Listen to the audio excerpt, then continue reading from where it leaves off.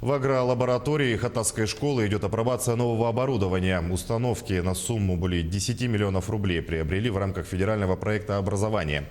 В комплекс входят вертикальная теплица с гидропонным методом орошения, рассад растений и овощных культур.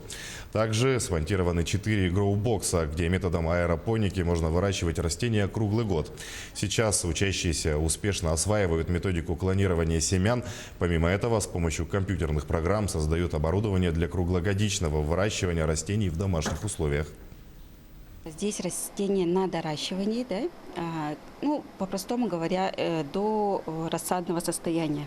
То есть где-то длина 5-6 сантиметров, и мы переводим в вертикальную теплицу, которую мы тоже недавно закупили. Это тоже один из видов гидропонных установок.